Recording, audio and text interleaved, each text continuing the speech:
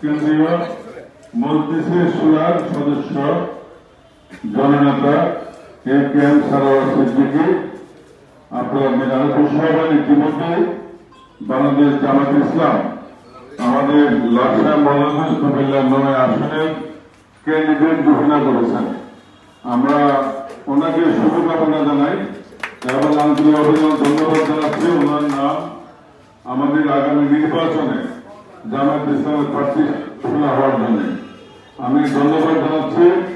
আমার সাথে উপস্থিত আমাদের ইত্তেফাকের এই লাকসাম প্রতিনিধি জনাব কুদ্দুস ভাই, উপস্থিত আছেন বাংলাদেশের বড় ভাই রহিম ভাই সহ আমাদের ব্যবসায় বণিক সমিতির ভাইস প্রেসিডেন্ট জনাব আমাদের সুভাষ বণিক, আমাদের বিএনপি নেতা ফারুক ভাই এবং মনোহরগঞ্জ উপজেলা বিএনপির সেক্রেটারি জেনারেল জনাব দোলন ভাই, আমাদের গুম হওয়া পরিবারের হুমায়ুন পারভেজের ছেলে আমাদের রাতুল সারিয়া রাতুল সহ উপস্থিত নেতৃবৃন্দ এবং সাংবাদিক ভাইরা, আজকে এখানে অনেক সাংবাদিক উপস্থিত হয়েছেন।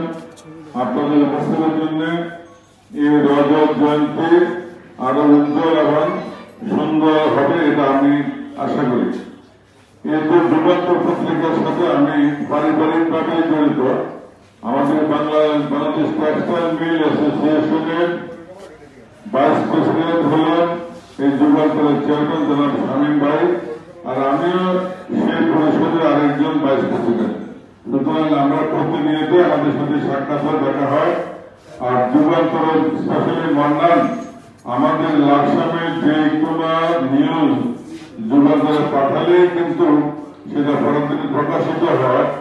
মান্নানের ঢাকার যুগান্তরে যে একটা যুগান্তকারী দখল আছে, এটা কিন্তু তার নিউজ পাঠানোর পরে বোঝা যাচ্ছে যে নিউজ কিন্তু চলে আসছে অটোমেটিক্যালি। সেই জন্য মান্নানকে ধন্যবাদ জানাচ্ছি এবং যুগান্তকারী পদক্ষেপ রেখেছে জুলাই আগস্টের আন্দোলনে তার পত্রিকা এবং যমুনা টেলিভিশনের মাধ্যমে। আপনারা আমরা সবাই জানি, আমরা আশা করি আগামী দিনে আমরা সরকার গঠন হলে এই যুগান্তর তার সত্য নিষ্ঠা এবং বস্তুনিষ্ঠ সংবাদ প্রকাশ করবে। শুধু যুগান্তর নয়, বাংলাদেশের প্রত্যেকটি পত্রিকা এবং ইলেকট্রনিক মিডিয়া সেই স্বাধীনতা আমাদের ভারপ্রাপ্ত চেয়ারম্যান জনাব তারেক রহমানের নির্দেশ। আমরা নির্দেশিত হয়ে আমরা ঘোষণা দিতে চাই, আমরা এই পত্রিকা যুগান্তর সহকারে বাংলাদেশের সকল মিডিয়া তার